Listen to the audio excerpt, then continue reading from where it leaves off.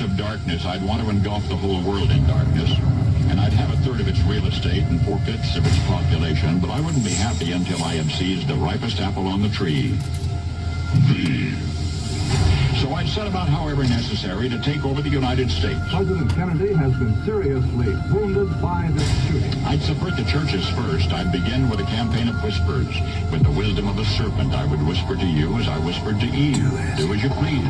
To the young, I would whisper that the Bible is a myth. I would convince them that man created God instead of the other way around. I would confide that what's bad is good and what's good is square. And the old, I would teach to pray after me, Our Father, which art in Washington.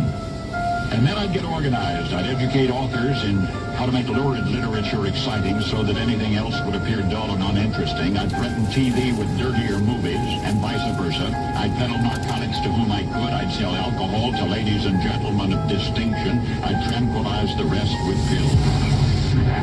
If I were the devil, I'd soon have families at war with themselves, churches at war with themselves, and nations at war with themselves, until each in its turn was consumed. And with promises of higher ratings, I'd have mesmerizing media fanning the flame. The President of the United States is racist. If I were the devil, I would encourage schools to refine young intellects, but neglect to discipline emotions, just like those run wild. Within a decade, I'd have prisons overflowing. I'd have judges promoting pornography. Soon I could evict God from the courthouse, then from the schoolhouse, and then from the houses of Congress. And in his own churches, I would substitute psychology for religion.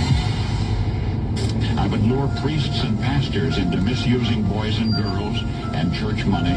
If I were the devil, I'd take from those who have and give to those who want it until I had killed the incentive of the ambitious.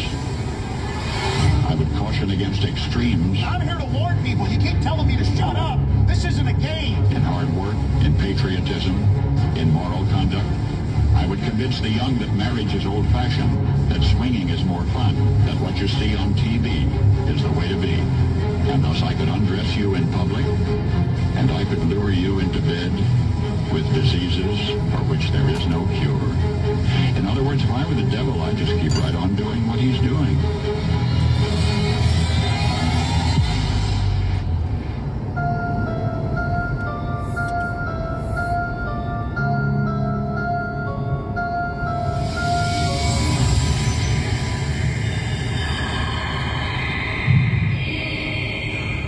Now you know the rest of the story. It's never going to get any better. Don't look for it. Be happy with what you got. Because the owners of this country don't want that. I'm talking about the real owners now. The real owners, the big wealthy business interests that control things and make all the important decisions. Forget the politicians. The politicians are put there to give you the idea that you have freedom of choice. You don't. You have no choice. You have owners. They own you. They own everything. They own all the important land. They own and control the corporations. They've long since bought and paid for the Senate, the Congress, the state houses, the city halls. They got the judges in their back pockets. And they own all the big media companies, so they control just about all of the news and information you get to hear. They got you by the balls. They want obedient workers.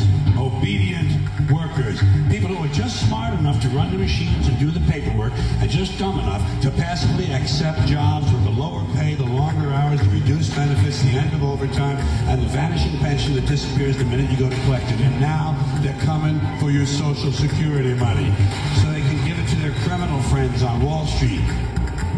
It's a big club, and you ain't in it. You said recently, quote, when you give, they do whatever the hell you want them to do. You better believe it. So what specifically did they do? If I ask them, if I need them, you know, most of the people on this stage I've given to, just so you understand, a lot of money. You and I are not in the big club. The owners of this country know the truth. It's called the American dream, because you have to be asleep to believe it. But I'll tell you what they don't want. They don't want a population of citizens capable of critical thinking. They don't want well-informed, well-educated people capable of critical thinking. They're not interested in that. That doesn't help them. That's against their interest.